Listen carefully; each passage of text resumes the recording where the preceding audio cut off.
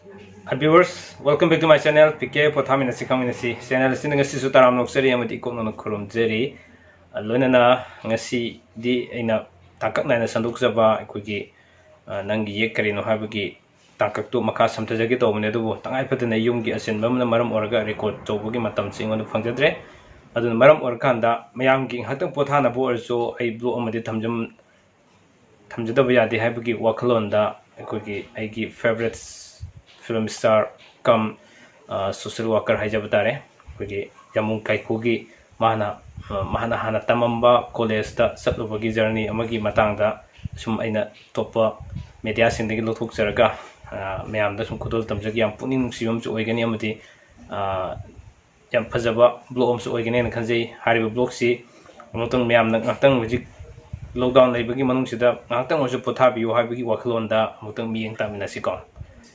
duga makha tarapka singda sum ai mausagum myamna khanbirak to topic sing do soidena ki aduma khotol tamjarake hab wafam je thamjage ngasigi ngoinadi atang pothabi na ba khogi Yambung Kaikugi oiba mahaki college Mahakna college sing sida Mahakna college ta satubagi journey sigi matang da sum myamna atang mi ama tamina na ba khotol tamjage miyeng tamina siko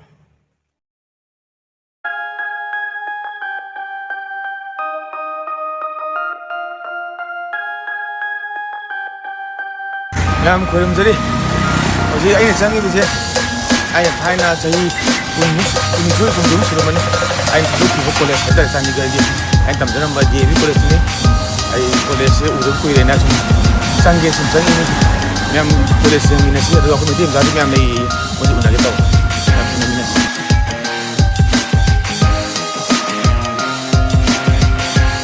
Wallam ba je asi building je thana nasanala mani ja asang wallam da.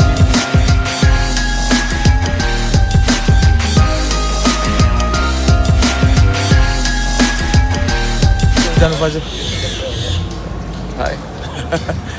Mo yun dala ay ladies. Asili asam building ori se sini boys hostel ne.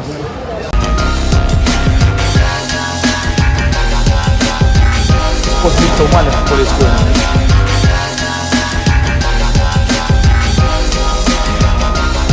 Life mo no uzam trainer ako. Ningi ko. Ay faoi ko we. Ay roaming drive na. Ay jo Thai nei sida. Tamlamba du ki. Sai dai sa ay ko lamu ari ko si Tamlamba hai dai. Oi, adu ki sum yengu se na. Oo. Gusti ko isdi ko yo mal ko isdi. Oi do da. Andi nupa da dur mane. Oo. Am no ai sina ba. Adim zatem sai ko de. Yam le si dis sport में ना yam lakh tre do lakh lakh Hostel la ita promete samta. ले खतर खुदारो ले से होवे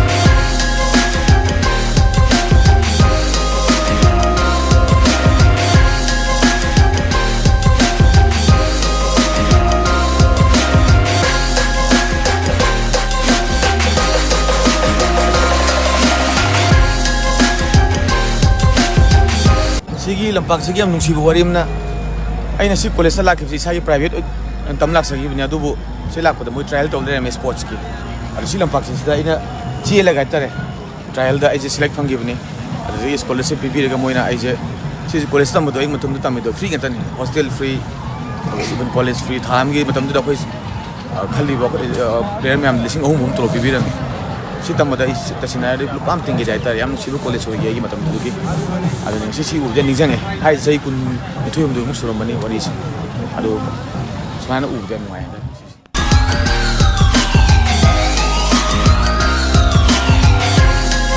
na hai ai na sanram ba badminton court sida ni trial session do ga khan gi le na am si u ji hai na ga hong hong ji sida court ne mo gi gymnasium hai tare Mingi ko kino siya? Ay Lakshmi ko eh. Ay Sonia. Kay din no? Ay Pangkay din. Ay qua kay din. Okay, ma'am, thina ba nungay. Thank you. Mana ay cousin brother ne ay nupi gi ꯃꯅꯥꯎꯄꯥꯁꯤꯡ ꯍꯥꯏꯇꯥꯔꯦ ꯏꯅꯥꯎꯄꯥ ꯑꯃꯁꯨ ꯂꯩ ꯅꯪ ꯃꯤꯡ ꯀꯩ ꯀꯧꯕ ꯔꯤꯁꯤꯀꯥꯟꯇ ꯀꯥꯏꯗꯩꯅꯣ ꯅꯪꯅ ꯈꯣꯡꯖꯣꯝꯗꯩ